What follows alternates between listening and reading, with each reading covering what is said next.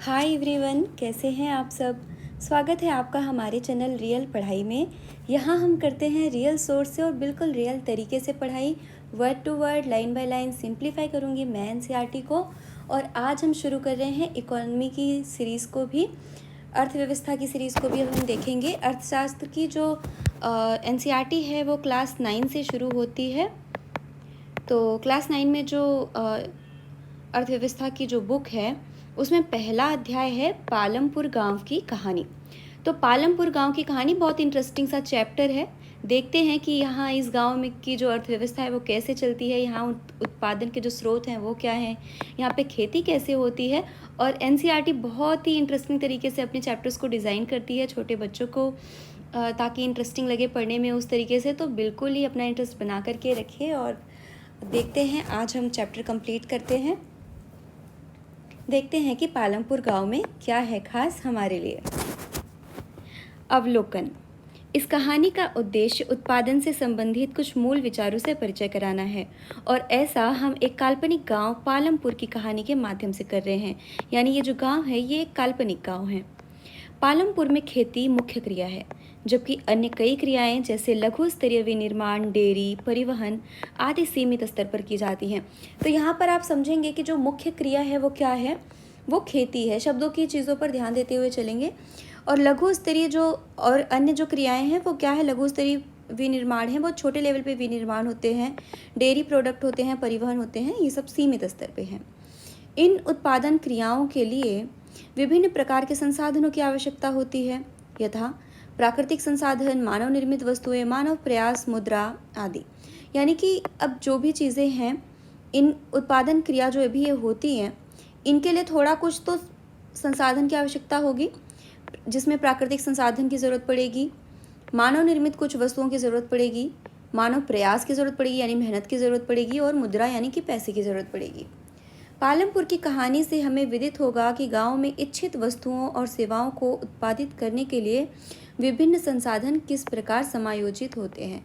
अब हम मतलब एक छोटे से गांव से समझ रहे हैं कि हमें कुछ भी चीज़ों को उत्पादन करना है अपनी इच्छा अनुसार या ज़रूरत अनुसार, तो उनमें किस प्रकार से जो भी विभिन्न संसाधन यानी जो भी और चीज़ों की ज़रूरत पड़ रही है, ये सब संसाधन है, तो इनका समायोजन कैसे होता है। पालमपुर आस पड़ोस के गांवों और कस्बों की से भली भांति जुड़ा हुआ है। एक बड़ा गांव रायगंज पालमपुर से 3 किलोमीटर की दूरी पर है। एक और भी गांव है पालमपुर से जो दूरी पे है। प्रत्येक मौसम में यह सड़क गांव को रायगंज और उसके आगे निकटतम छोटे कस्बे शाहपुर से जोड़ती है। मतलब कि एक छोटा कस्बा से भी जुड़ा हुआ है। इस सड़क पर गुड़ और अन्य वस्तुओं से लदी हुई बैलगाड़ियाँ, भैंसा बग्गी से लेकर अन्य कई तरह के वाहन जैसे मोटरसाइकिल, जीप, ट्रैक्टर, ट्रक तक देखे जा सकते हैं। आप अनुमान लगा सकते हैं कि ये गांव में क्या क्या चीज़ें उपलब्ध हैं।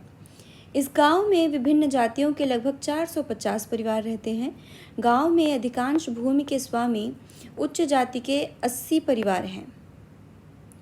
उनके मकान, जिनमें से बहुत कुछ बड़े हैं, ईंट और सीमेंट के बने हुए हैं। अनुसूचित जाति के लोगों की संख्या गांव की कुल जनसंख्या का 1/3 है। वे गांव के कोने में काफ़ी छोटे घरों में रहते हैं, जिनमें कुछ मिट्टी और फूस के बने हैं। अधिकांश के घरों में बिजली है। खेतों में सभी नलकूप बिजली से ही चलते हैं और इसका उपयोग विभिन्न प्रकार के छोटे कार्यों के लिए किया जाता है। पालमपुर में 2 प्राथमिक विद्यालय और एक हाई स्कूल है। गांव में एक राजकीय प्राथमिक स्वास्थ्य केंद्र, एक निजी औषधालय भी है जहां रोगियों का उपचार किया जाता है।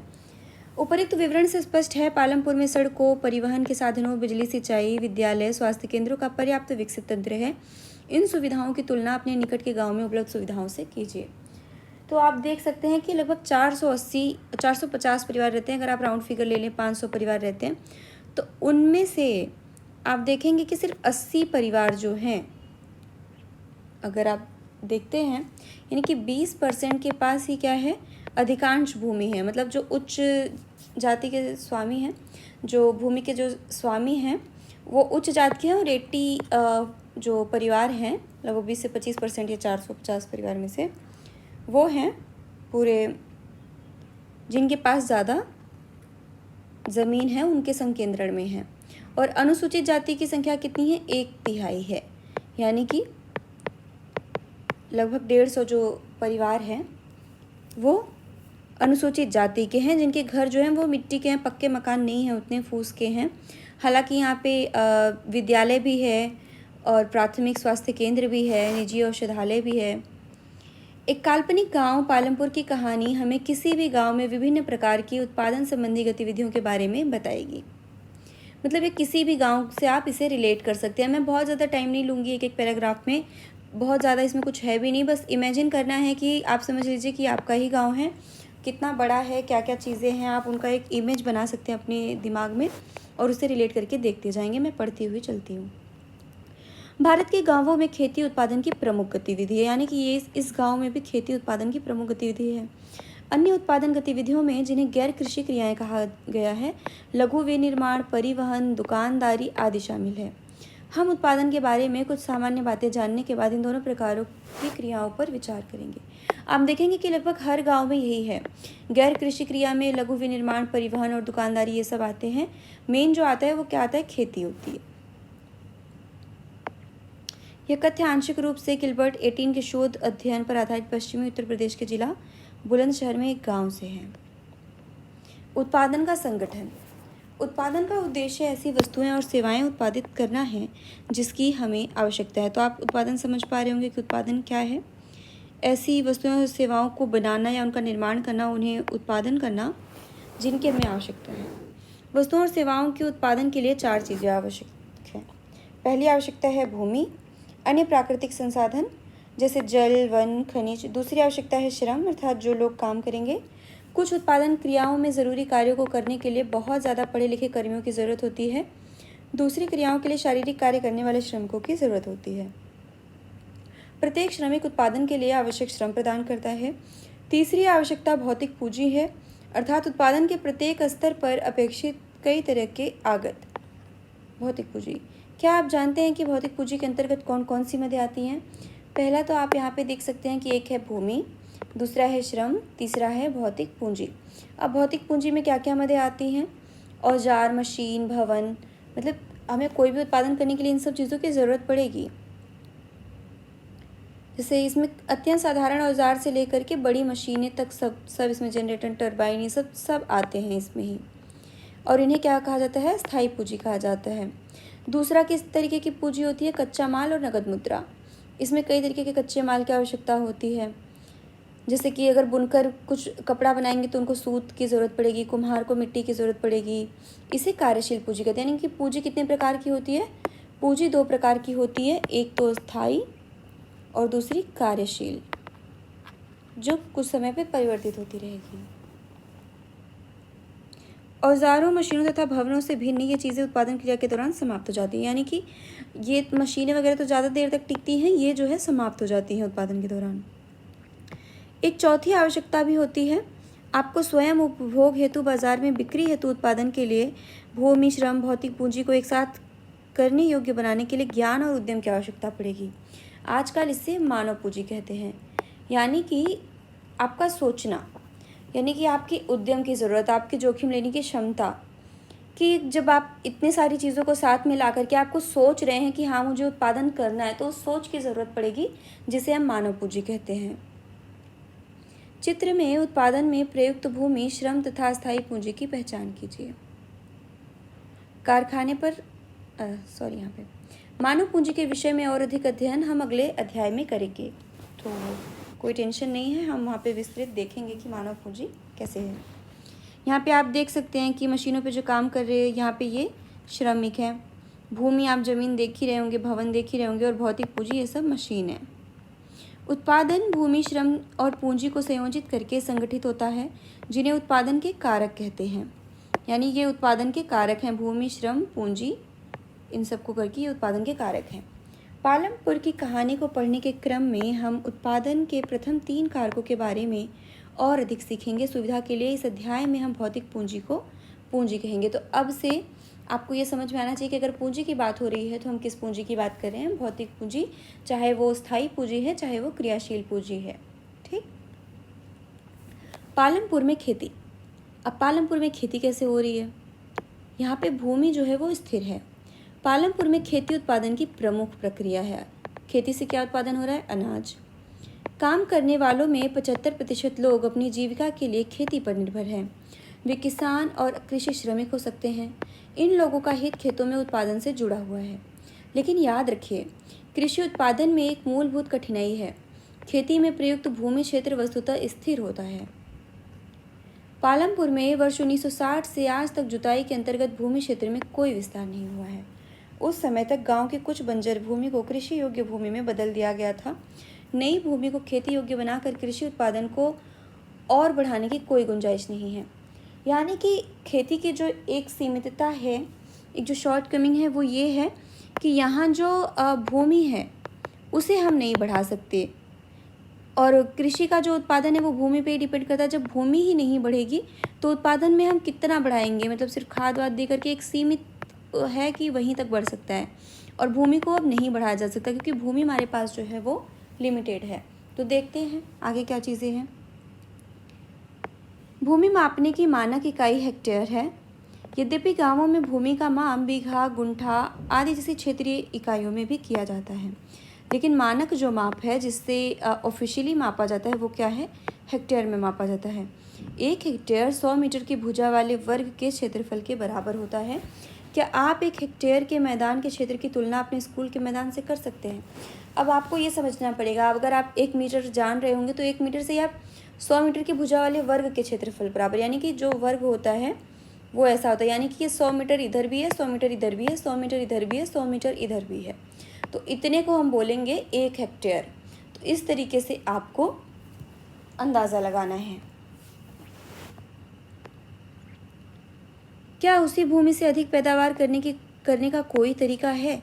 यानी हमने ये तो देख लिया कि भूमि जो है वो हमारे पास सीमित है, अब हम उसमें ही अधिक पैदावार कैसे करेंगे?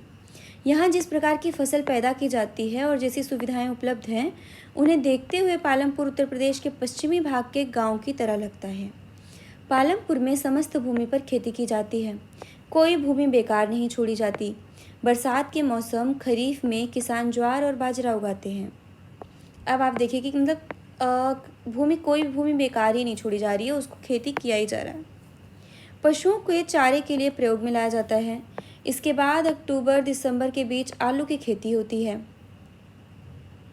मतलब जो है बरसात के टाइम पे तो ये उग रहे हैं, पशुओं के चारे के प्रयोग में आ रहे हैं। उसके बाद अक्टूबर दिसंबर में यानी कि ठंडी में आलू की खेती होती है।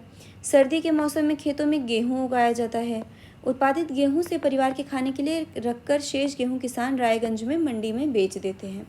तो अब आप चीज़ों को कनेक्ट कर सकते हैं कि वो उत्पादन कर रहे हैं और प्लस जो सरप्लस है उनके पास वो बेच रहे हैं। भूमि के एक भाग में गन्ने की खेती भी की जाती है, जिसकी वर्ष में एक बार कटाई होती है। यानी कोई मतलब भूमि का एक टुकड़ा है, जैसे इतनी बड़ी भूमि है तो इतने में तो गन्ना लगा दिया और बाकी में और सब बाकी खेतियाँ चल रही हैं, जिसमें 2-2 4-4 महीने में कुछ अलग अलग फसल बोई जा रही है, पर यहाँ साल भर एक गन्ना ही उगा हुआ है।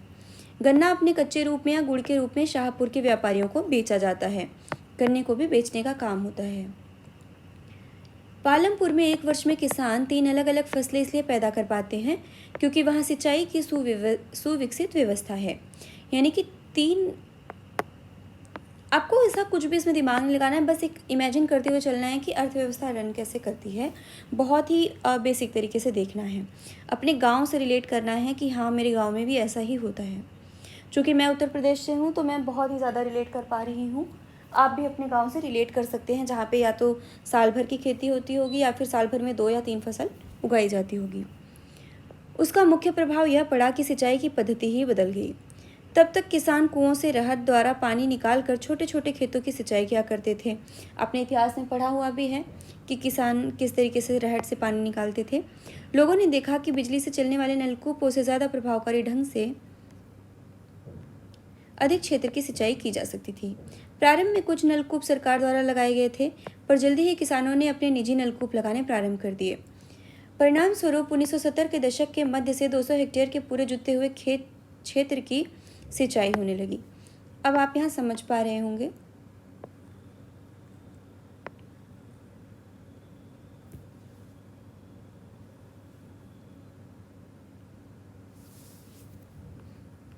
कि 200 हेक्टेयर का जो खेत है वो कितना बड़ा होगा। 1 हेक्टेयर 100 मीटर वर्ग के बराबर है। अगर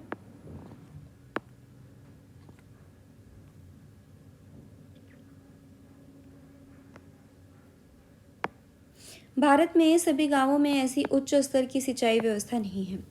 नदी या मैदानों के अतिरिक्त हमारे देश में तटीय क्षेत्रों में अच्छी सिंचाई होती है। इसके विपरीत पठारी क्षेत्रों जैसे दक्षिणी पठार में सिंचाई कम होती है। आपने ज्योग्राफी की एनसीईआरटी में आपने थोड़ा अगर पढ़ा है तो आपने देखा होगा, हमने पूरा देखा था कि कहाँ पे मैदानी भाग है, कहाँ पे पठारी भाग है, कहाँ पे पर्वत है। तो उस हिसाब से आप कहाँ पे नदियाँ ज़्यादा हैं, कहाँ पे कम हैं, तो सिंचाई को उस हिसाब से आप देख सकते हैं। और सिंचाई कितनी ज़रूरी है खेती के उत्पादन बढ़ाने के लिए, वो भी आप देख सकते हैं। देश में आज भी कुल कृषि क्षेत्र के 40% से भी कम क्षेत्र में ही सिंचाई होती है। शेष क्षेत्रों में खेती मुख्यतः वर्षा पर निर्भर है। यानी कि अभी भी इतना पता है कि सिंचाई इतनी ज़रूरी है, लेकिन फिर भी सिंचाई जो है हर जगह पे पॉसिबल नहीं हो पाई है। शेष क्षेत्र में अभी भी वर्षा पर खेती निर्भर है। सिर्फ 40% से भी कम क्षेत्र में सिंचाई होती है, क्योंकि बहुत सारे क्षेत्र जो हैं वो पहाड़ी हैं, उनमें मुश्किल है। कोई कहीं पे रेगिस्तान है, मरुस्थल है, कहीं पे पठार है, तो बहुत अलग अलग तरीके के वहाँ पे प्रॉब्लम्स है। कहीं नदियाँ ही नहीं हैं तो वहाँ पे पानी को कैसे लाया जाए। एक वर्ष में किसी भूमि पर एक से ज़्यादा फसल पैदा करने को बहुविध फसल प्रणाली कहते हैं। अब ये देख सकते हैं आप, ये शब्दों से ही समझ में आ रहा है कि बहुविध फसल प्रणाली की बहुत सारी विधि से फसल उगाई जा रही है, जिस पर एक से ज़्यादा फसल पैदा की जा रही है किसी भूमि पर। ये सब आपको जो है टर्म्स याद रखने हैं, ये पूछे जाते हैं या फिर यूज़ करने पड़ेंगे आपको अपनी मेंस के आंसर राइटिंग में। ये भूमि के किसी एक टुकड़े में उपज बढ़ाने की सबसे सामान्य प्रणाली है। यानी कि भूमि के टुकड़े में कुल बात हो रही है कि भूमि में उत्पादन कैसे बढ़ाया जाए। एक तो हमने देख लिया कि सिंचाई है, सिंचाई को अच्छे से उन्नत सिंचाई रखेंगे तो उत्पादन बढ़ेगा, और सिंचाई बढ़ेगी तब हम बहुविध फसल प्रणाली को विकसित कर पाएंगे। कई किसान पिछले 15-20 वर्षों से तीसरी फसल के रूप में आलू पैदा कर रहे हैं। यह है गेहूँ, यह है बाजरा, यह है गन्ना, यह है आलू। इन सब के आप फोटो खुद भी देख सकते हैं और ये आपने देखा होगा अपने खेतों में। आइए चर्चा करें। सारणी 1.1 में 10 लाख मिलियन हेक्टेयर की इकाइयों में भारत में कृषि क्षेत्र को दिखाया गया है। 10 लाख मिलियन हेक्टेयर की इकाइयों में।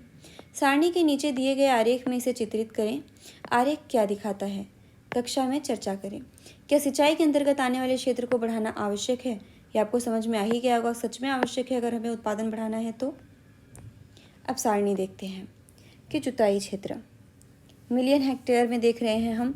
मिलियन हेक्टेयर, 1 मिलियन में कितना होता है? 10 लाख। यानी कि 10 लाख हेक्टेयर की बात हम कर रहे हैं। 1950-51 में 132 मिलियन हेक्टेयर जो खेत थे उन पर खेती हो रही थी, मतलब ज़मीन थी उस पर खेती हो रही थी। 90-91 यानी 40 वर्षों में 186 मिलियन हेक्टेयर हो गया। मैं मिलियन हेक्टेयर बार बार नहीं बोलूँगी, आप समझते रहेंगे। फिर उसके 10 साल बाद में 186 ही रहा, कोई परिवर्तन नहीं आया। उसके 10 साल बाद क्या हुआ कि 198 मिलियन हेक्टेयर हो गया। उसके बाद 1 साल बाद 194 हुआ, घट गया। यहाँ पे आप देखेंगे 14-15 में 1 साल बाद 13-14 में 1 साल बाद 201 हो गया, बढ़ गया। 14-15 में घट गया, फिर 198 हो गया। 15-16 में फिर घट गया, 197 हो गया। और 16-17 में फिर थोड़ा सा बढ़ा, लेकिन ये यहाँ पे जो 13-14 में 201 था उससे कम ही है। Pocket book of agriculture statistics 2020 में आर्थिक एवं सांख्यिकी निदेशालय, कृषि निगम और किसानों के कल्याण विभाग। अब देखेंगे कि जुताई क्षेत्र मिलियन हेक्टेयर, इसका ग्राफ कैसे बन रहा है कि यहाँ पे ये इतना कम है, फिर इतना बढ़ा, फिर बराबर रहा, फिर थोड़ा बढ़ा, फिर कम हुआ, फिर कम हुआ, फिर बढ़ा, फिर कम कम, फिर थोड़ा सा बढ़ा, और सबसे ज़्यादा बढ़ा कब हुआ? 2013-14 में। ठीक है, ये टाइम पे। तो ये ग्राफ वगैरह, ये चित्र आपको यूज़ हो पाएंगे। ये आपको खाका याद रखना है कि कैसे बढ़ा है। सबसे ज़्यादा बढ़ा कब है? इन 40 वर्षों में सबसे ज़्यादा अनुपात में अगर चीज़ें बढ़ी हैं तो। देखते हैं।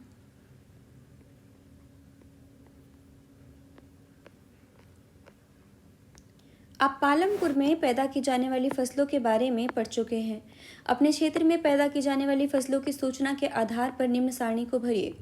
आपने देखा कि एक ही ज़मीन के टुकड़े से उत्पादन बढ़ाने का एक तरीका बहुविध फसल प्रणाली है। दूसरा तरीका अधिक उपज के लिए खेती में आधुनिक कृषि विधियों का प्रयोग करना है। कि एक तरीका तो क्या है उत्पादन बढ़ाने का एक ही ज़मीन पर, क्योंकि ज़मीन तो नहीं बढ़ पाएगी, सीमित है। दूसरा तरीका क्या है कि वो आधुनिक कृषि विधि का प्रयोग करते हैं।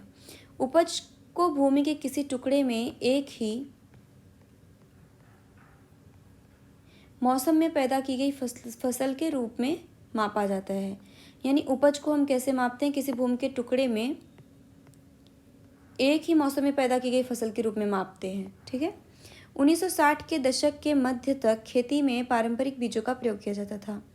अब ये आप देखेंगे कि 1960 तक खेती में पारंपरिक बीज का प्रयोग हो रहा है, मतलब खेती में जो भी इनपुट्स हैं उन पर ध्यान दिया जा रहा है। तो सिंचाई हमने देख लिया, और दूसरा हमने देखा कि अब हमें देखना है कि आधुनिक जो गतिविधियां हैं उन्हें हम बहुविध फसल प्रणाली हैं जो आधुनिक तकनीक है उन्हें कैसे ला सकते हैं, जिनकी उपज अपेक्षाकृत कम थी। बीजों पर ध्यान दिया गया। परंपरागत बीजों को कम सिंचाई की आवश्यकता होती थी। किसान उर्वरकों के रूप में गाय के गोबर या दूसरी प्राकृतिक खाद का प्रयोग करते थे। तीसरा इनपुट क्या है? एक तो बीज है, दूसरा क्या है? उर्वरक, जिसमें प्राकृतिक उर्वरक के प्रयोग होते थे। यह सब किसानों के पास तत्काल ही उपलब्ध थे, इनको खरीदना नहीं पड़ता था। 1960 के दशक के अंत में हरित क्रांति आ गई। हरित क्रांति ने भारतीय किसानों को अधिक उपज वाले बीजों HYV के द्वारा गेहूं और चावल की खेती करने के तरीके सिखाए। परंपरागत बीजों की तुलना में HYV बीजों से एक ही पौधे से ज़्यादा देखते हैं फिर हम ज़्यादा मात्रा में अनाज होने की आशा थी। इसके परिणाम स्वरूप जमीन के उसी टुकड़े में पहले की अपेक्षा कहीं अधिक अनाज की मात्रा पैदा होने लगी। यद्यपि अति उपज प्रजातियों वाले बीजों से अधिकतम उपज पाने के लिए बहुत ज़्यादा पानी तथा रासायनिक खाद और कीटनाशकों की ज़रूरत थी, लेकिन इसमें ज़रूरत क्या थी? उपज तो बढ़ गई, लेकिन उसके लिए क्या हुआ कि अधिकतम उपज पानी ज़्यादा लगेगा, रासायनिक खाद और कीटनाशक लगेंगे। अधिक उपज केवल अति उपज प्रजातियों वाले बीजों, सिंचाई, रासायनिक उर्वरकों और कीटनाशकों आदि के संयोजन से ही संभव थी।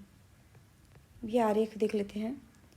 अब इसमें आपको करना क्या है, ये चित्र देखते हैं पहले तो। अधिक उपज वाले जो बीज हैं ये हो गए। आधुनिक कृषि विधियों में क्या क्या आ सकता है? सिंचाई हो गई, नहरें हो गई, पंप सेट। सिंचाई में कितने तरीके हैं? नहर, पंप सेट, बिजली, बांध। कीटनाशक भी आ गए आधुनिक कृषि विधियों में, डीजल आ गए, कृषि यंत्र आ गए, उर्वरक आ गए।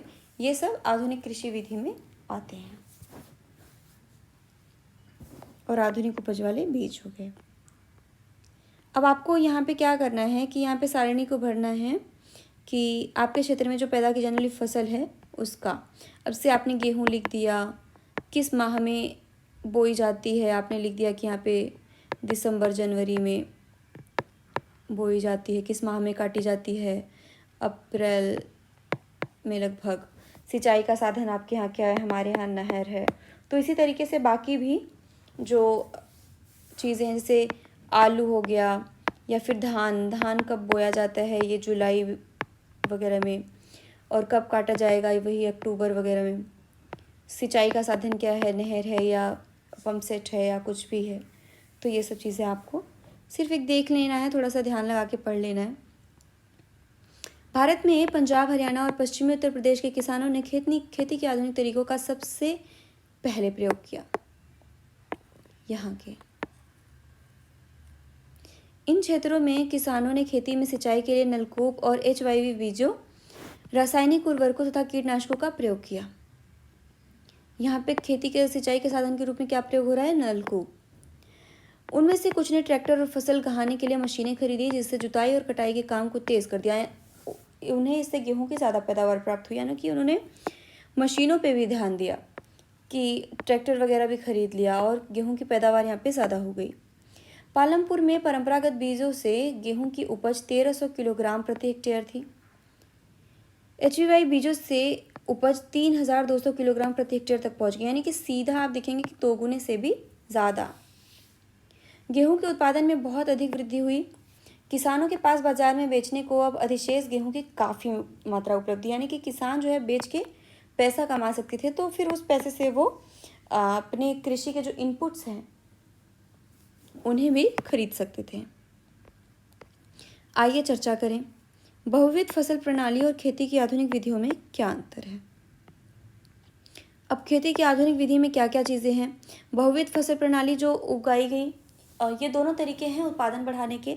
इसमें सिर्फ ये कोशिश की गई कि हम कम कम समय में कुछ और भी फसलें कैसे उगा सकते हैं।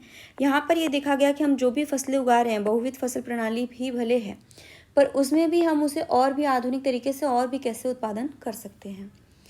सारणी 1.2 में भारत में हरित क्रांति के बाद गेहूं और दालों के उत्पादन को करोड़ टन इकाइयों में दिखाया गया है। इसे एक आरेख बनाकर दिखाइए। क्या हरित क्रांति दोनों ही फसलों के लिए समान रूप से सफल सिद्ध हुई? विचार विमर्श करना है, हमें देखना है।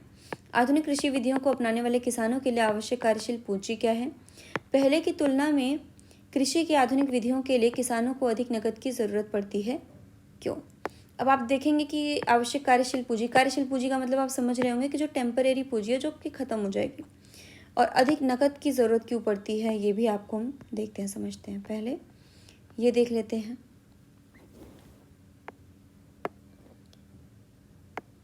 1965-66 में दालों का उत्पादन कितना था? 10 करोड़ टन। गेहूं का उत्पादन 10 करोड़ टन था। अब इसके बाद आ जाएगी हरित क्रांति। 70-71 में ये 12 करोड़ टन हो गया और ये 24 करोड़ टन हो गया, यानी कि ये तो सीधा दुगना से ज़्यादा हो गया, पर इसमें इजाफा आया पर उतना नहीं आया। 1980 यानी 10 साल में, 10 साल बाद ये कितना हुआ? 11 हुआ और ये 36 हो गया, बढ़ गया। और 90, फिर 10 साल में ये 14 हुआ और ये इतना बढ़ गया। फिर 10 साल में ये घट गया और ये और बढ़ गया। और ऐसे ही हर यहाँ पे फिर 10 साल में ये बढ़ गया और ये और बढ़ गया। फिर यहाँ एक एक साल में अगर आप देखेंगे तो क्या हो रहा है कि कभी बढ़ रहा है, कभी घट रहा है, पर इसमें मामूली बढ़त घटत हो रही है। हालांकि अब यहाँ से चलते चलते अब हम यहाँ पे लगभग 70 सालों में 60 सालों में दोगुने से ज़्यादा पहुँच गए हैं। और यहाँ तो हम देखेंगे तो 10 गुने से भी ज़्यादा हम आ गए हैं। इसमें अच्छी खासी बढ़त हुई है। कृषि निगम और किसानों के कल्याण विभाग ने इसको भेजा है। Pocket book of agriculture statistics 2020, directorate of economics and statistics, department of culture, cooperation and farmers welfare, यानी इन्होंने ये सब ग्राफ और ये तैयार किया है सर्वे। अब यहाँ देखते हैं कि आधुनिक या परंपरागत मिश्रित खेती की इन विधियों में किसान किसका प्रयोग करते हैं? एक टिप्पणी लिखिए।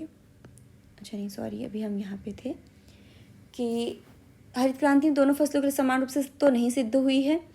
उसके लिए बहुत ज़्यादा, गेहूं के लिए बहुत ज़्यादा सफल हुई है, दाल के लिए थोड़ी कम है। हालांकि दाल के प्राइस भी ज़्यादा होते हैं और दाल कम यूज़ होती है, गेहूं ज़्यादा यूज़ होता है, तो उसकी भी चीज़ें हैं।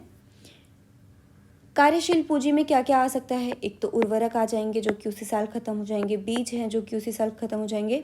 लेकिन स्थायी पूंजी में क्या क्या चीज़ें, जैसे सिंचाई के तरीके हैं, जो भी मशीनें हैं, भारी मशीनें हैं, ट्रैक्टर है, थ्रेसर है।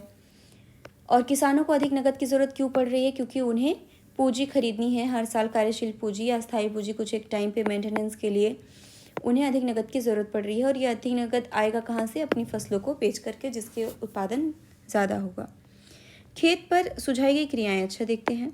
खेत पर जाने के पश्चात अपने क्षेत्र के कुछ किसानों से बात करिए, मालूम कीजिए आधुनिक या परंपरागत या मिश्रित खेती की इन विधियों में से किसान किसका प्रयोग करते हैं? एक टिप्पणी लिखिए। अब आपको ये समझना पड़ेगा कि आपके क्षेत्र में किस तरीके की खेती होती है। हमारे यहाँ तो अब आधुनिक तरीके से खेती होने लगी है लगभग, और लगभग सभी उसी तरीके से करते हैं। कुछ लोग जैविक खेती भी कर रहे हैं, मिश्रित खेती भी हो रही है। सिंचाई के स्रोत क्या हैं? आपके यहाँ क्या स्रोत है? हमारे यहाँ नहर है, पंप सेट है। कृषि भूमि के कितने भाग में सिंचाई होती है? बहुत कम, लगभग आधी, अधिकांश समय। हमारे यहाँ तो लगभग कृषि भूमि के लगभग सभी पार्ट में जो है वो सिंचाई होती ही है। किसान अपने लिए आवश्यक आगत कहाँ से प्राप्त करते हैं? लेकिन किसानों की हालत फिर भी बहुत ख़राब होती है, उन्हें बहुत ज़्यादा निर्भर होना पड़ता है, जिनके कुछ और स्रोतों पर निर्भर होना पड़ता है। खेती से ही जो आय आती है उसमें ही खेती का जो लागत है वो नहीं हो पाता।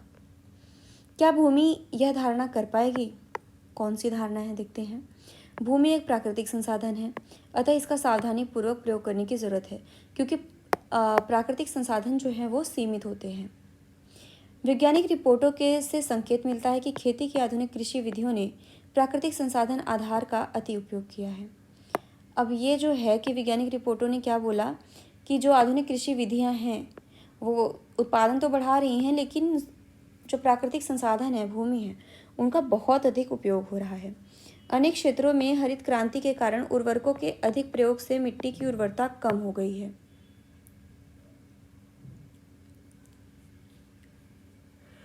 अब उर्वरक जो बहुत ज़्यादा प्रयोग हो रहे हैं तो वो मिट्टी के बहुत सारे पोषक तत्वों को खींच ले रहे हैं और मिट्टी को फिर से वो पोषक तत्व बनाने में उतना समय नहीं मिल पा रहा, क्योंकि दूसरी फसल भी फटाफट हो जा रही है।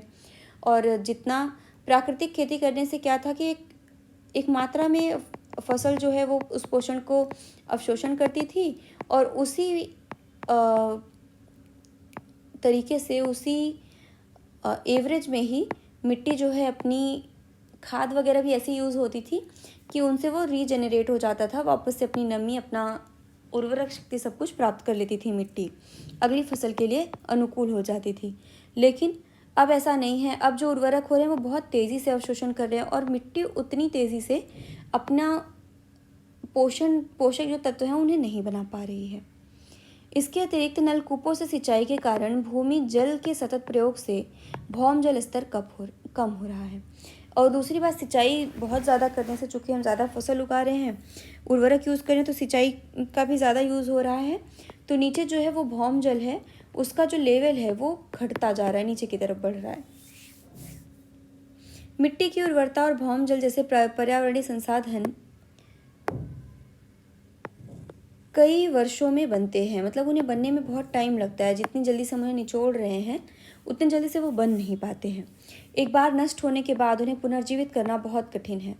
कृषि का भावी विकास सुनिश्चित करने के लिए हमें पर्यावरण की देखभाल करनी चाहिए। तो एक ये भी चीज़ है कि भावी विकास, अगर हमें कृषि बहुत आगे चल के उसका विकास करना है, बहुत ज़्यादा देर तक रहे, टिके, तो इसके लिए हमें पर्यावरण की देखभाल करनी पड़ेगी, उसे हम इग्नोर नहीं कर सकते। अखबारों और पत्रिकाओं से पाठ में दी गई रिपोर्टें पढ़ने के बाद कृषि मंत्री को यह बताते हुए अपने शब्दों में एक पत्र लिखिए कि कैसे रासायनिक उर्वरकों का प्रयोग हानिकारक हो सकता है। अभी आपको बता रहे हैं कि अगर आप एक पत्र लिखेंगे तो कृषि मंत्री को आप कैसे यह पत्र लिखेंगे, उनमें क्या क्या आप सुझाव करेंगे।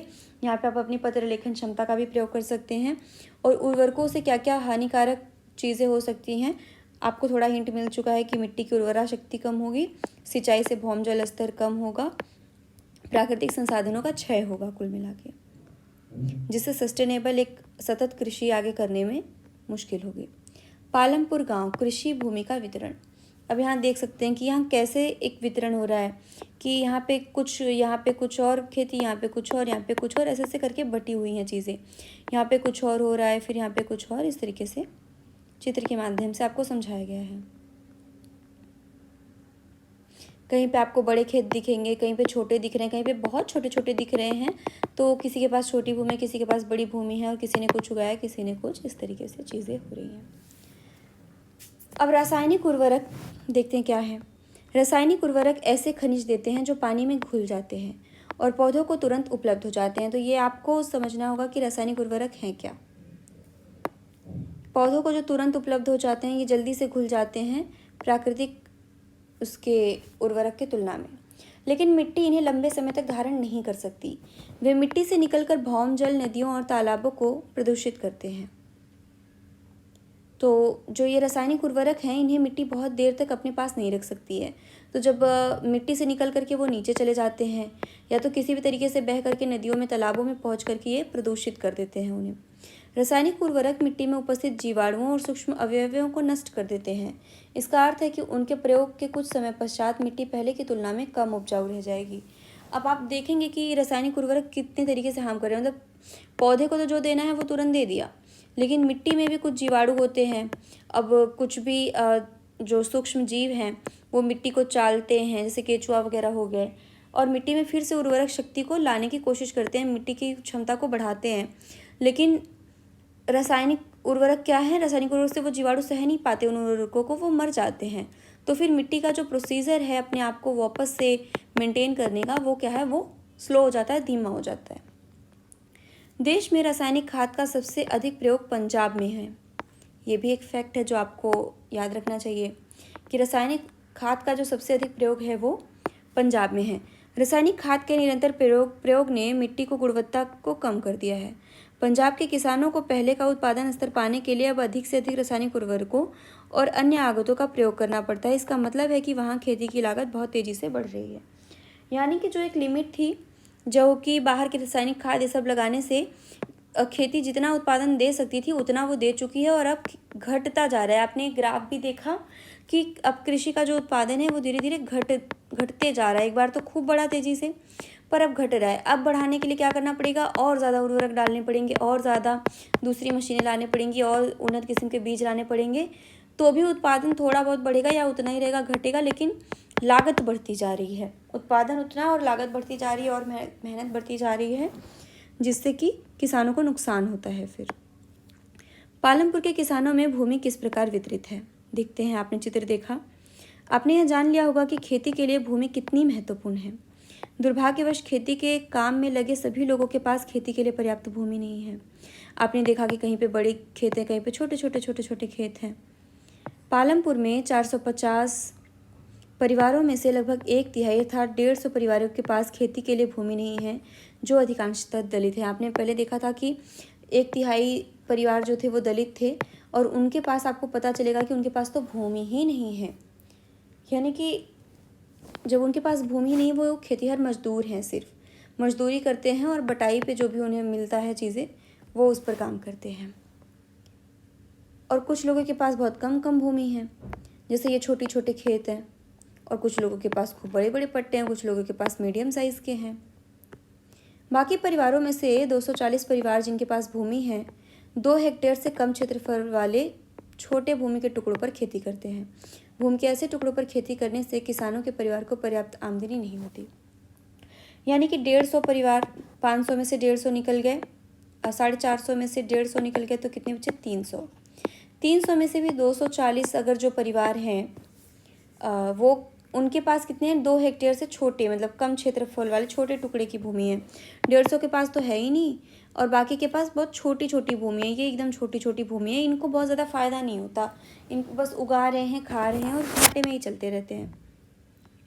इनके पास बेचने के लिए बचेगी नहीं जब भूमि ही नहीं है तो।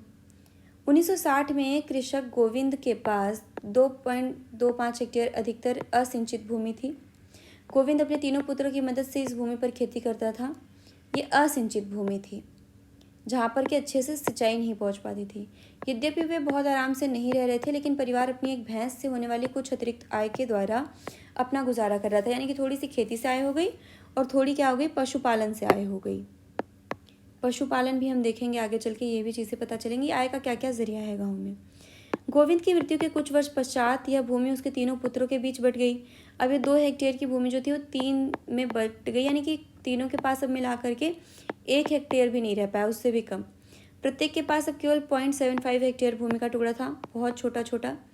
परंतु अब बेहतर सिंचाई व्यवस्था और खेती की आधुनिक विधियों के बावजूद गोविंद के बेटे अपनी ज़मीन से गुजारा नहीं कर पा रहे हैं। वर्ष के कुछ भाग में उन्हें अतिरिक्त कार्य भी ढूंढना पड़ता है। क्यों? क्योंकि गोविंद के पास तो सिर्फ वही थे, बीवी, वो हस्बैंड और वो 3 बच्चे। लेकिन अब तीनों बच्चों के अपने खुद के 3 परिवार हो गए हैं। वो हस्बैंड वाइफ, उनके बच्चे, फिर वो हस्बैंड वाइफ, उनके बच्चे, वो हस्बैंड वाइफ, उनके बच्चे, यानी जनसंख्या बढ़ गई। तो आप समझेंगे कि जब भूमि तो उतनी ही है और जनसंख्या बढ़ रही है, इसीलिए जो सरकार बोलती है कि जनसंख्या कम करिए, तो भूमि पे संसाधनों पर दबाव कम पड़ेगा। तो जब जनसंख्या बढ़ रही है और एक 4-5 जन के परिवार को 5 जन के परिवार को चलाने के लिए 2.25 हेक्टेयर की भूमि का जो है वो भी पर्याप्त नहीं है। वहाँ पे भी भैंस का उत्पादन चाहिए होता है, तो वहाँ पे 0.75 हेक्टेयर एक 5 परिवार का परिवार से कैसे यहाँ पे होगा गुजारा।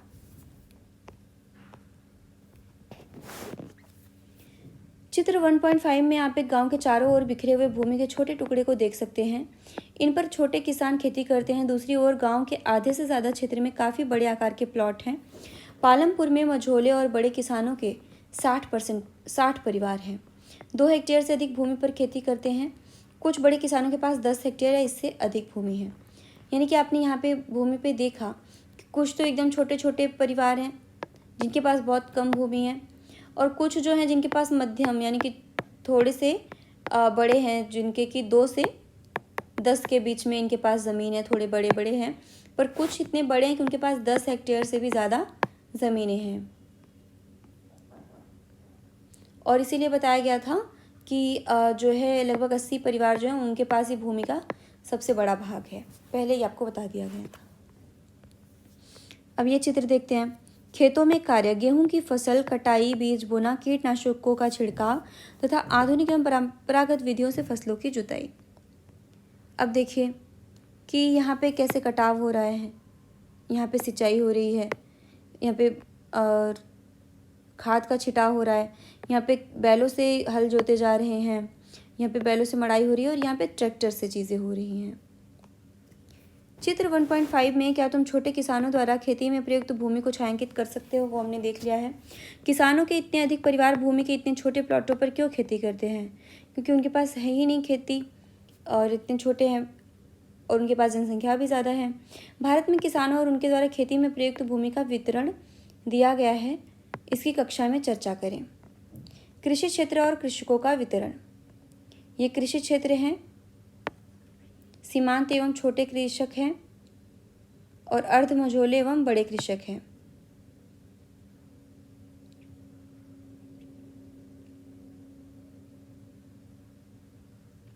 कृषि क्षेत्र तो जो है वो इतना है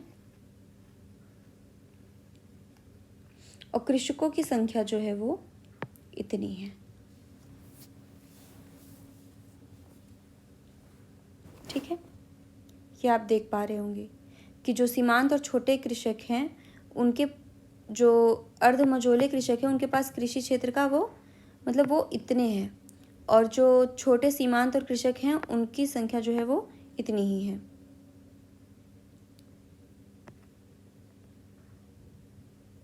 इनके पास 2 हेक्टेयर से कम है।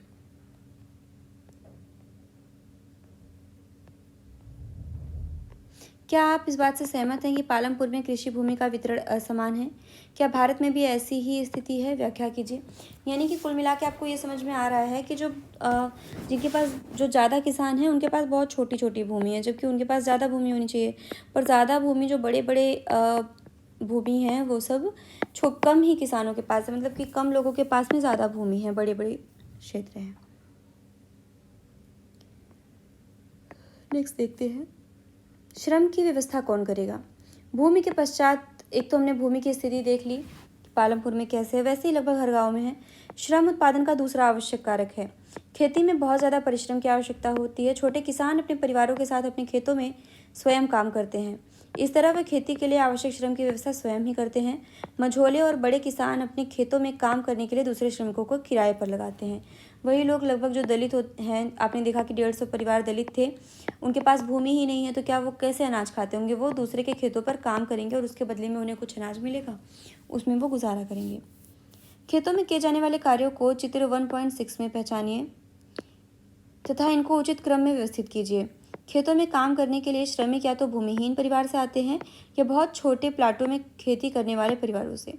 खेतों में काम करने वाले श्रमिकों का उगाई गई फसल पर कोई अधिकार नहीं होता जैसा किसानों का होता है, बल्कि उन्हें उन किसानों द्वारा मजदूरी मिलती है जिनके लिए वे काम करते हैं। मजदूरी नकद या वस्तु जैसे अनाज के रूप में हो सकती है। कभी कभी श्रमिक को भोजन भी मिलता है। मजदूरी एक क्षेत्र से दूसरे क्षेत्र, एक फसल से दूसरी फसल और खेत में एक से दूसरे कृषि कार्य जैसे बुआई कटाई के लिए अलग अलग होती है। रोजगार की अवधि में भी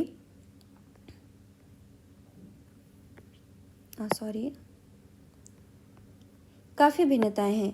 खेत में काम करने वाले श्रमिक को या तो दैनिक मजदूरी के आधार पर काम करते हैं या उन्हें कार्य विशेष जैसे कटाई या पूरे साल के लिए काम पर रखा जा सकता है। तो देखते हैं, पहले तो ये चित्र में हमने देखा कि कौन कौन से काम हाथ से हो रहे हैं। कटाई हो रही है, बोझ ढोना हो रहा है, हल बैल चलाना हो रहा है, उर्वरक का कीटनाशक का छिड़काव है, उर्वरक का छिड़काव है, मड़ाई हो रही है। लेकिन जब मशीन आ गई तो मशीन के लिए जो है श्रमिकों की बहुत कम ज़रूरत पड़ी, सिर्फ एक ही आदमी यहाँ पे चाहिए और वो खेत की जुताई और खेत की मड़ाई वगैरह सारे काम कर सकता है। यानी कि श्रमिकों की कमी हो गई, ज़रूरत ख़त्म हो गई।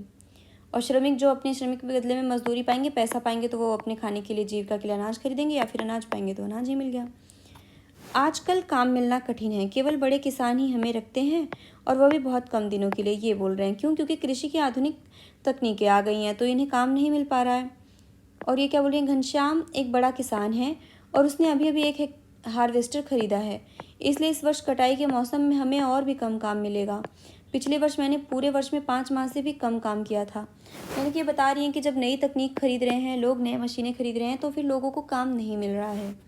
तो उस जो काम नहीं मिलेगा तो बड़े किसान एक जो जहाँ पे 10 लोग रखने थे वहाँ पे वो 1 लोग रखेंगे, बाकी 9 लोग का जो फ़ायदा है वो अपने पास रखेंगे। तो वो अमीर किसान अमीर होते जाएंगे और प्लॉट खरीद लेंगे और खेत खरीद लेंगे, और ये गरीब हो जाएंगे, इनके पास पैसे की कमी होगी तो ये मजबूर रहेंगे कि अपना खेत गिरवी रखेंगे या उन्हें बेच देंगे ताकि पैसा मिलता रहे, अपना रोजी रोटी जीवन चलता रहे। फिर वो गिरवी रखते रखते वो चुका नहीं पाएंगे, और इनके पास पैसे होंगे और ये और पैसे देते देते इनकी पूरी ज़मीनें खरीद लेंगे जो अमीर किसान हैं, और ये फिर मज़दूर बन जाएंगे, और ये फिर कहीं ना कहीं ऐसे जीवन जीने पे मजबूर हो जाते हैं जो कि बहुत निचले स्तर का होता है।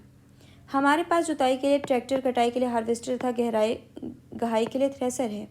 यहाँ तक कि खरपतवार को साफ करने के लिए कुछ किसान खरपतवार नाशकों को छिड़कते हैं। यानी कि खरपतवार भी अब बीनने का काम नहीं रह गया है। तो ये बता रहे हैं कि इनके पास कोई चीज़ नहीं है। इस वर्ष मुझे रायगंज में ईंट भट्टे पर काम की तलाश करनी पड़ेगी। यानी कि खेती के बाद दूसरे क्या तरीके हैं? ईंट भट्टे पर काम करना। मुझे स्थानीय साहूकार को 2,000 रुपये देने हैं। मैंने पिछले गर्मियों में 1,000 रुपये लिए थे जब खेतों में काम नहीं था। मैं इसे कैसे चुकता कर पाऊंगा? मैं 2 वक्त के भोजन के लिए भी कठिनाई से कमाता हूँ।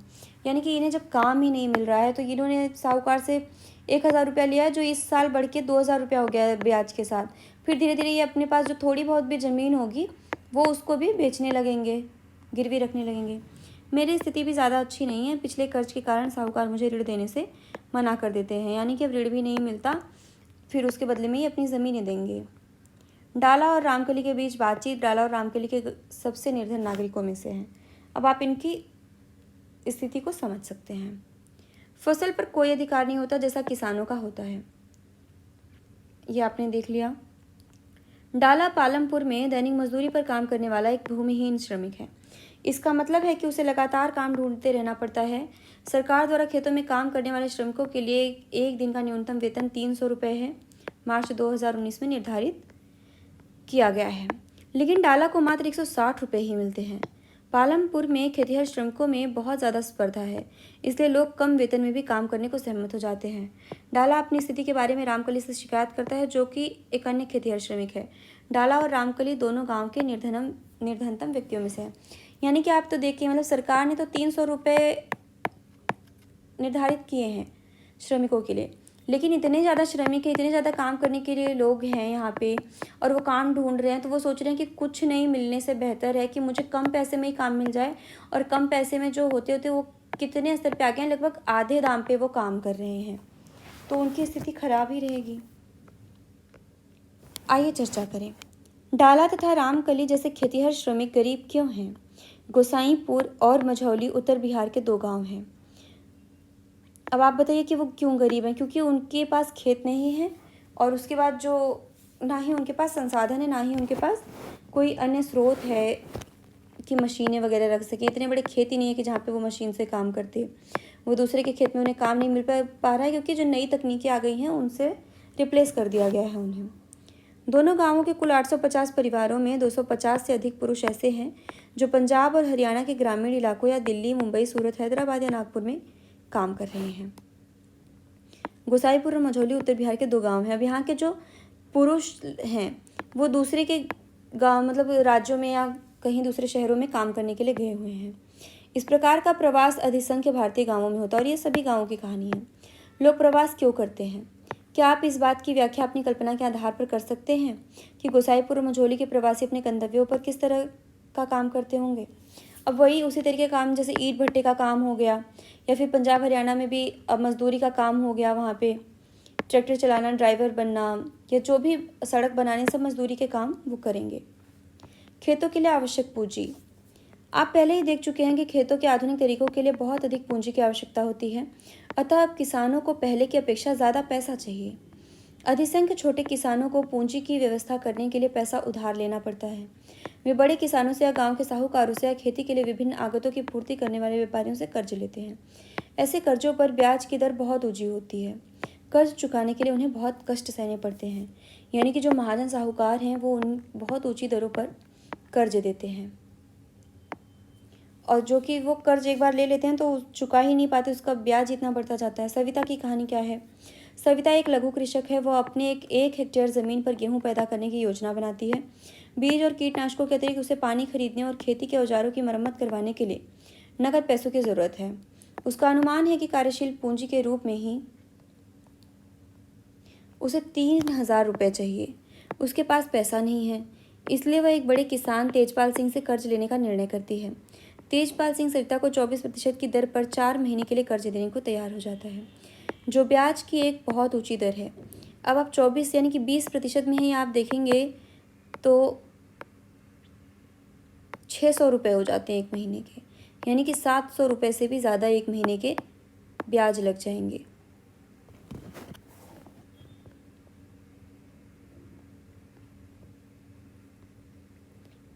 सविता को यह भी वचन देना पड़ता है कि वह कटाई के मौसम में उसके खेतों में से एक श्रमिक के रूप में 100 रुपये प्रतिदिन पर काम करेगी। यानी कि एक तो उसे ब्याज देना है, दूसरे वो कटाई के मौसम में क्या करेगी, श्रमिक के रूप में 100 रुपये प्रतिदिन पे काम करेगी, मतलब कि आधे से भी कम मजदूरी में वो काम करेगी। आप भी कह सकते हैं कि यह मजदूरी बहुत कम है। सविता जानती है कि उसे अपने खेत की कटाई पूरी करने में बहुत मेहनत करनी पड़ेगी और उसके बाद तेजपाल के खेतों में श्रमिक की तरह काम करना पड़ेगा। एक तो अपने खेत में भी मजदूरी का काम खुद ही करना है, उसके बाद तेजपाल के खेतों में भी। कटाई का समय बहुत व्यस्त होता है। 3 बच्चों की माँ के रूप में उस पर घर के कामों की भी बहुत जिम्मेदारी है।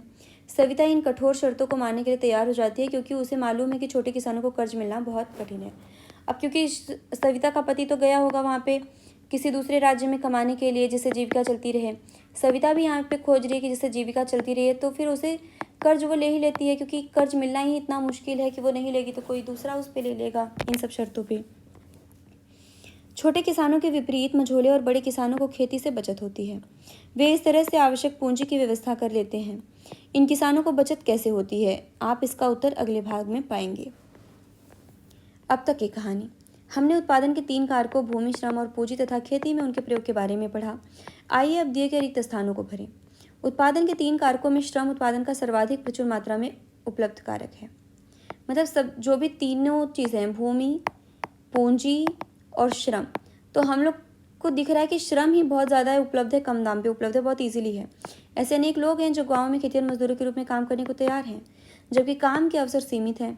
वे या तो भूमिहीन परिवारों से हैं या बहुत ही छोटे किसान हैं। उन्हें बहुत कम मजदूरी मिलती है और वे एक कठिन जीवन जीते हैं। श्रम के विपरीत भूमि उत्पादन का एक दुर्लभ कारक है। कृषि भूमि का क्षेत्र सीमित है। इसके अतिरिक्त उपलब्ध भूमि भी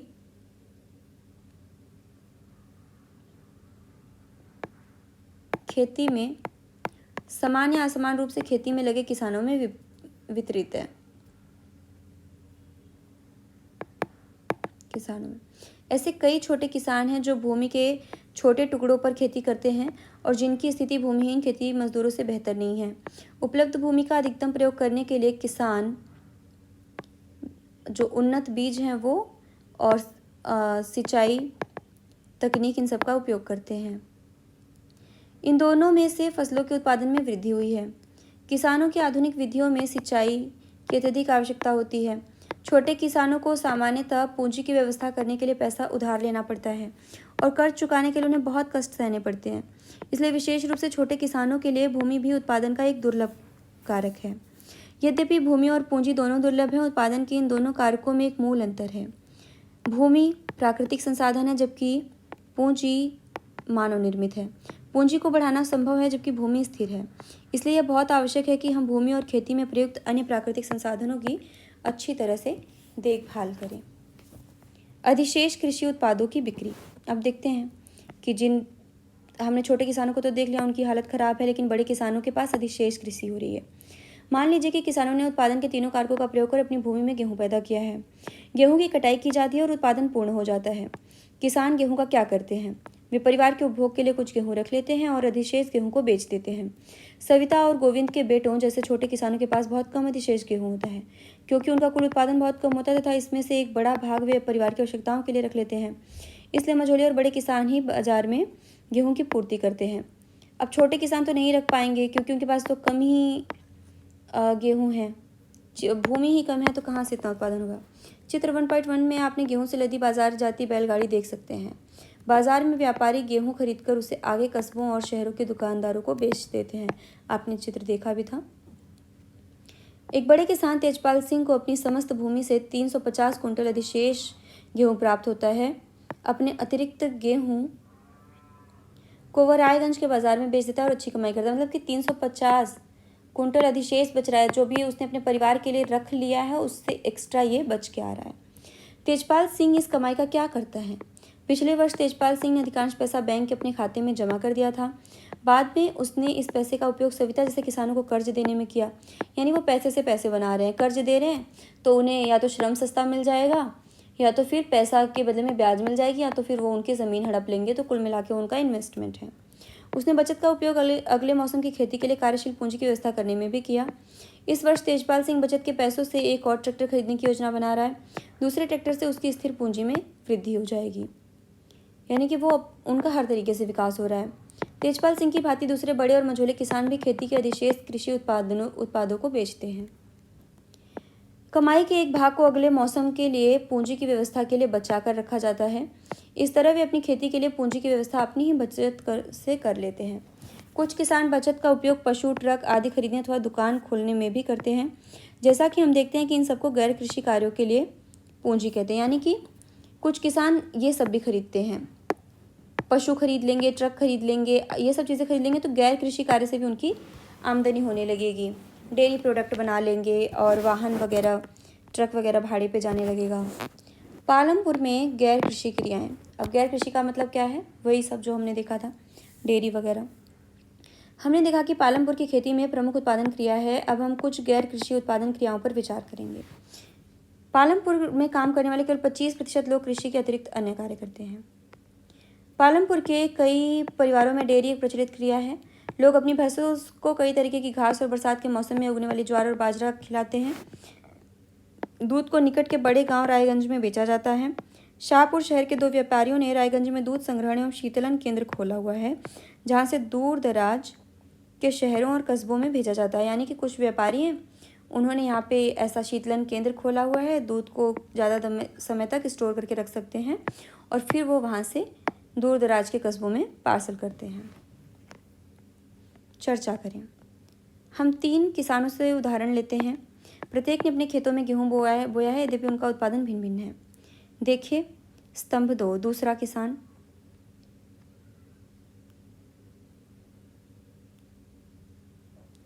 प्रत्येक किसान के परिवार द्वारा गेहूं का उपभोग समान है। देखिए तीसरा किसान। इस वर्ष के समस्त अधिशेष गेहूं का उपयोग अगले वर्ष के उत्पादन के लिए पूंजी के रूप में किया जाता है। यह भी मान लीजिए कि उत्पादन में प्रयुक्त होने वाली पूंजी का 2 गुना होता है। उत्पादन में प्रयुक्त होने वाली पूंजी का 2 गुना होता है। अब पहले वर्ष में क्या उत्पादन इतना था, उपभोग इतना हुआ, अधिशेष कितना बचा, 60। अगले वर्ष के लिए जो पूंजी है वो 60 होगी और वो पूंजी का जो उत्पादन, जितना पूंजी लगती है उसकी दुगना ये उत्पादन होता है। फिर अगले साल का जो उत्पादन है वो कितना हो गया, इसका जो है वो दुगना हो गया 120। फिर उपभोग तो वो उतना का उतना ही 40 है। अब इनके पास बचेगा कितना, 80। अब अगले साल उपभोग कितना होगा, 160। हालांकि वो एक टाइम पे जा करके घटने भी लगेगा क्योंकि हमेशा उतना उत्पादन नहीं होगा। अब दूसरा किसान है, इसका उत्पादन 80 है, उपभोग 40 है, अधिशेष उपभोग कितना हुआ, 40। अगले वर्ष के लिए पूंजी 40 है। अब यहाँ पे फिर उत्पादन कितना है, 80 हो जाएगा और ये हमेशा से बना रहेगा। तीसरा किसान का क्या, 60 है, इसको 20 बचेंगे। अगले वर्ष के लिए पूंजी है 20, तो यहाँ पे 40 है। अगले वर्ष के लिए इसके बाद पूंजी जो है, यानी कि यहाँ पे उपभोग ज़्यादा है और यहाँ पे उपभोग बराबर है, यहाँ पे उपभोग कम है। कुल मिला के जनसंख्या अगर कम करेंगे जितना ज़मीन है, तो उस हिसाब से अधिशेष उत्पादन बचेगा और यहाँ पे ये किसान हमेशा घाटे में चलता रहेगा, इसको कोई फर्क नहीं पड़ेगा, ये अधिशेष में होता जाएगा। तीनों किसानों के गेहूं के तीनों वर्षों के उत्पादन की तुलना कीजिए। तीसरे वर्ष तीसरे किसान के साथ क्या हुआ, क्या वह उत्पादन जारी रख सकता है, उत्पादन जारी रखने के लिए उसे क्या करना होगा। आप ये सोचिए कि यहाँ पे इसके पास 20 था, अब यहाँ पे उत्पादन 40 हुआ होगा, 40 उपभोग गया, यहाँ पे 0, फिर यहाँ पे इसके पास कोई उत्पादन का तरीका ही नहीं है। पालमपुर में लघु स्तरीय विनिर्माण का एक उदाहरण। इस समय पालमपुर में 50 से कम लोग विनिर्माण कार्यों में लगे हैं। शहरों 50 से कम लोग शहरों और कस्बों में बड़ी फैक्ट्रियों में होने वाले विनिर्माण के विपरीत पालमपुर में विनिर्माण में बहुत सरल उत्पादन विधियों का प्रयोग होता है, उसे छोटे पैमाने पर ही किया जाता है। विनिर्माण कार्य पारिवारिक श्रम की सहायता से अधिकतर घरों या खेतों में किया जाता है। श्रमिकों को कभी कभार ही किराए पर लिया जाता है, यानी कि जो विनिर्माण कार्य भी होता है वो परिवार में ही हो जाता है, श्रमिक नहीं लिए जाते। देखते हैं मिश्री लाल की क्या कहानी है। मिश्री लाल ने गन्ना पेरने वाली एक मशीन खरीदी है जो बिजली से चलती है और उसे अपने खेत में लगाया है। पहले गन्ना से पेरने का काम बैलों की मशीन से किया जाता था, पर अब लोग इसे मशीनों से करना पसंद करते हैं। मिश्री लाल दूसरे किसानों से भी गन्ना खरीद कर उससे गुड़ बनाता है। गुड़ को फिर शाहपुर के व्यापारियों को बेचा जाता है। इस प्रक्रिया में मिश्री लाल थोड़ा लाभ कमा लेता है। करीम की कहानी क्या है। करीम ने गांव में एक कंप्यूटर केंद्र खोला है। हाल के वर्षों में कई विद्यार्थी शाहपुर शहर के कॉलेज जाने लगे हैं। करीम ने देखा कि गांव के कई छात्र शहर की कंप्यूटर कक्षाओं में जाते हैं।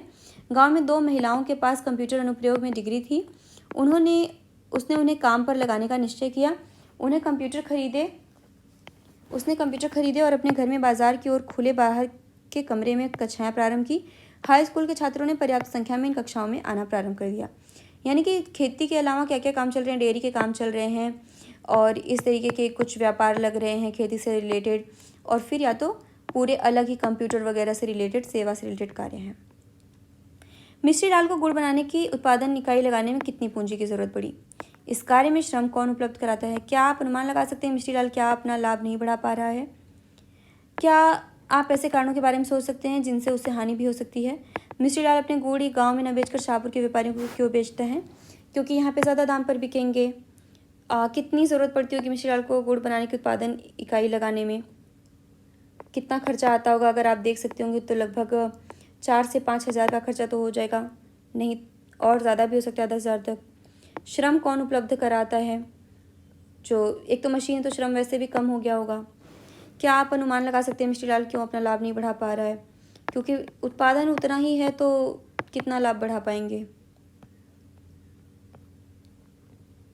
ऐसे क्या कारण हो सकते हैं जिससे हानि हो सकती है। उत्पादन कम हो जाएगा तो हानि हो जाएगी। पालमपुर के दुकानदार। पालमपुर में ज़्यादा लोग व्यापार नहीं करते, वस्तु विनिमय नहीं करते। पालमपुर के व्यापारी वे दुकानदार हैं जो शहरों के थोक बाजारों से कई प्रकार की वस्तुएं खरीदते हैं और उन्हें गांव में लाकर बेचते हैं। आप देखेंगे कि गांव में छोटे जनरल स्टोरों में चावल, गेहूं, चाय, तेल, बिस्किट, साबुन, टूथपेस्ट, बैटरी, मोमबत्तियाँ, कॉपियाँ, पेन, पेंसिल, यहाँ तक कि कुछ कपड़े भी बिकते हैं। कुछ परिवारों ने जिनके घर बस स्टैंड के निकट हैं अपने घर के एक भाग में छोटी दुकान खोल ली है। वे खाने की चीज़ें बेचते हैं। तो इस तरीके की भी क्रियाएँ हैं। आइए चर्चा करें।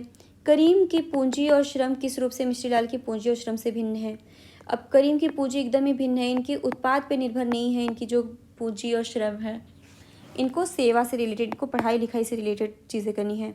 इससे पहले किसी और ने कंप्यूटर केंद्र क्यों शुरू नहीं किया। संभावित कारणों की चर्चा की। शायद वो पढ़े लिखे नहीं होंगे, शायद उनके पास उतनी पूंजी नहीं होगी, क्योंकि कंप्यूटर के लिए थोड़ी ज़्यादा पूंजी चाहिए। परिवहन। तेजी से विकसित होता एक क्षेत्र। पालमपुर और रायगंज के बीच सड़क पर कई प्रकार के वाहन चलते हैं। रिक्शा वाले, तांगे वाले, मतलब कि ये भी एक क्षेत्र के रूप में विकसित हो रहा है। यह भी मतलब खेती और इन सब के अलावा दुकान और विनिमय वस्तु, इन सब के अलावा जो है खेती भी एक चीज़, मतलब कि परिवहन भी जो है वो एक क्षेत्र हो जा रहा है। रिक्शा वाले, तांगे वाले, जीप, ट्रैक्टर, ट्रक ड्राइवर तथा परंपरागत बैलगाड़ी और दूसरी गाड़ियाँ चलाने वाले वे लोग हैं जो परिवहन सेवाओं में शामिल है, यानी कि ड्राइवर का काम हो जाना। और कुछ लोग गाड़ी भी इन्वेस्टमेंट के रूप में खरीदते हैं कि गाड़ी चलाते चलाते वो गाड़ी भी ज़्यादा आने लगी है सड़कों पे। वे लोगों और वस्तुओं को एक जगह से दूसरी जगह पहुंचाते हैं, इसके बदले में उन्हें पैसे मिलते हैं। गत कई वर्षों में परिवहन से जुड़े लोगों की संख्या बहुत बढ़ गई है। किशोर की कहानी। किशोर एक खेतिहर मजदूर है। अन्य ऐसे ही श्रमिकों की भांति किशोर को अपनी मजदूरी से अपने घर परिवार की आवश्यकताएं पूरी करने में कठिनाई होती थी। कुछ वर्ष पहले किशोर ने बैंक से कर्ज लिया था। यह एक सरकारी कार्यक्रम के अंतर्गत था जिसमें भूमिहीन निर्धन परिवारों को सस्ते कर्ज दिए जा रहे थे। किशोर ने पैसे से एक भैंस खरीदी। अब वह भैंस का दूध बेचता है। अब उसने अपनी भैंसा गाड़ी भी बना ली है जिसमें वह कई प्रकार के सामान ले जाता है। सप्ताह में एक दिन वह गंगा के किनारे से कुम्हार के लिए मिट्टी लेकर आता है, या कभी कभी वह गुड़ अथवा अन्य वस्तुओं को लेकर शाहपुर जाता है। हर एक महीने में उसे परिवहन संबंधित कोई ना कोई काम मिल जाता है। परिणाम स्वरूप किशोर पिछले वर्षों की तुलना में अब अधिक कमाने लगा है। यानी कि दूसरे तरीके भी ढूंढ लिया और दूसरे लोग भी कैसे जुड़े हुए हैं, मतलब दूसरों का काम से व्यापारी परिवहन से जुड़े हैं। परिवहन के लोग जो हैं वो किसान से जाके जुड़ते होंगे। कुम्हार के लिए भी मिट्टी लाने के लिए वो परिवहन से जुड़ेंगे। किशोर को की स्थायी पूंजी क्या है। अब वो हो गई जैसे कि भैंस हो गई, भैंस गाड़ी जो हो गई वो अस्थायी पूंजी समझ लीजिए, हालांकि वो इतनी भी स्थायी नहीं है, भैंसें मर सकती हैं। क्या आप सोच सकते हैं कि उसकी कार्यशील पूंजी कितनी होगी? कार्यशील पूंजी में उसके लिए भैंसा गाड़ी का जो मरम्मत करना है वो सब हो गया। डेयरी प्रोडक्ट के लिए चीज़ें हो सकती हैं, डब्बे वगैरह खरीदने पड़ेंगे। भैंस के लिए चारा खरीदना पड़ेगा, भैंस के मेंटेनेंस के लिए चीज़ें करनी होंगी। किशोर कितनी उत्पादन क्रियाओं में लगा हुआ है? वो खेती में लगा हुआ है, डेयरी में लगा हुआ है, परिवहन में लगा हुआ है। क्या आप कह सकते हैं कि किशोर को पालमपुर की अच्छी सड़कों से लाभ हुआ है? डेफिनेटली हुआ है। अब यह है सारांश। सारांश में क्या है? गांव में खेती मुख्यतः उत्पादन क्रिया है। पिछले वर्षों में खेती की विधियों में कई महत्वपूर्ण परिवर्तन हुए हैं। इनकी वजह से किसान उतनी भूमि में अधिक फसल पैदा करने लगे। यह एक महत्वपूर्ण उपलब्धि है क्योंकि भूमि स्थायी तथा दुर्लभ है। उत्पादन को बढ़ाने के लिए भूमि और अन्य प्राकृतिक संसाधनों पर बहुत अधिक दबाव पड़ा है।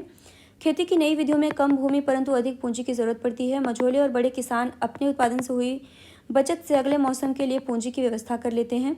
दूसरी ओर छोटे किसानों के लिए, जो भारत में किसानों की कुल संख्या का 80% भाग है, पूंजी की व्यवस्था करना बहुत कठिन है। उनके भूखंड का आकार छोटा होने के कारण उनका उत्पादन पर्याप्त नहीं होता। अतिरिक्त संसाधनों की कमी के कारण वे अपनी बचत से पूंजी नहीं निकाल पाते, अतः उन्हें कर्ज लेना पड़ता है। कर्ज के अतिरिक्त कई छोटे किसानों को अपने व अपने परिवार के भरण पोषण के लिए खेतिहर मजदूरों के रूप में अतिरिक्त काम करना पड़ता है। श्रम पूर्ति उत्पादन के अन्य कारकों की तुलना में सबसे अधिक प्रचुर है, अतः नई विधियों में श्रम का अधिक प्रयोग करना आदर्श होता है। दुर्भाग्यवश ऐसा नहीं हुआ। खेती में श्रमिकों का उपयोग सीमित है। अवसरों की तलाश में श्रमिक आस पड़ोस के गांवों, शहरों तथा कस्बों में जा रहे हैं।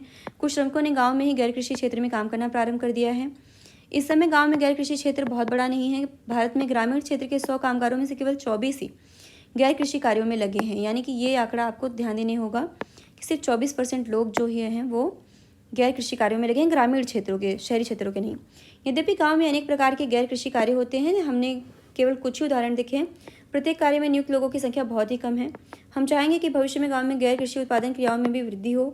खेती के विपरीत गैर कृषि कार्यों में कम भूमि की आवश्यकता होती है। लोग कम भूमि पूंजी से भी गैर कृषि कार्य प्रारंभ कर सकते हैं। इस पूंजी को प्राप्त कैसे किया जाता है? या तो अपनी बचत का प्रयोग किया जाता है या फिर कर्ज लिया जाता है। आवश्यकता है कि कर्ज ब्याज की दर कम दर पर उपलब्ध हो ताकि बिना बचत वाले लोग भी गैर कृषि कार्य शुरू कर सके, यानी कि किसानों के लिए टारगेट किया जाता है। यहीं से योजनाएं बनाई जाती हैं, किसानों के बारे में सोचा जाता है, तो उन्हें कम ब्याज पर कर्ज उपलब्ध कराया जाता है। गैर कृषि कार्यों के प्रसार के लिए भी आवश्यक है ऐसे बाजार हों जहां वस्तुएं और सेवाएं बेची जा सकें। पालमपुर में हमने देखा कि आस पड़ोस के गांवों, कस्बों और शहरों में दूध, गुड़, गेहूं आदि उपलब्ध हैं। जैसा जैसा ज़्यादा गांव, कस्बों और शहरों से अच्छी सड़कों, परिवहन और टेलीफोन से जुड़ेंगे, भविष्य में गांव में गैर कृषि उत्पादन क्रियाओं के अवसर बढ़ेंगे। तो यानी कि गांव में अवसर बढ़ाने की क्या क्या चीज़ें हो सकती हैं कि सड़क, जैसे सड़क से इन्हें फ़ायदा हुआ था भाई साहब को, किशोर को, लेकिन ऐसे और सारी चीज़ें हैं। परिवहन में भी हम अच्छी कर सकते हैं, लोगों को रिक्शा वगैरह दे सकते हैं। टेलीफोन से जुड़ेंगे तो उन्हें फटाफट कांटेक्ट बना करके सेवाएं अच्छे से मिल सकेंगी। तो इन सब से गाँव में बढ़त होगी। अब यह है अभ्यास प्रश्न। ये बहुत ही सिंपल से हैं, इन्हें आप खुद से भी कर सकते हैं और खुद से देख सकते हैं, स्क्रीनशॉट ले करके आप इन पर खुद से दिमाग लगा सकते हैं। तो यहाँ पे ये चैप्टर कंप्लीट होता है, आगे भी सीरीज़ कंप्लीट रहेगी। और यहाँ तक बने रहने के लिए आप सबका धन्यवाद। वीडियो आपको अच्छा लगता है, मेरा एफर्ट अच्छा लगता है तो वीडियो को लाइक करें, शेयर करें, चैनल को सब्सक्राइब करें। और मैं आपको कहूँगी कि एनसीईआरटी के जो बाकी सीरीज़ भी हैं, हिस्ट्री की, ज्योग्राफी की, उनका भी जो लिंक है मैं डिस्क्रिप्शन में डाल दूँगी। आप वहाँ से बाकी के चैप्टर्स भी कंप्लीट कर सकते हैं। जब आप पिछले चैप्टर्स पढ़ के आएंगे, आगे के चैप्टर्स आपको अच्छे से समझ में आएंगे। तो यहाँ तक बने रहने के लिए बहुत बहुत धन्यवाद, बहुत बहुत आभार। आपका दिन शुभ हो। मिलती हूँ आपसे अगले वीडियो में अगले चैप्टर के साथ। तब तक के लिए धन्यवाद, शुभकामनाएं।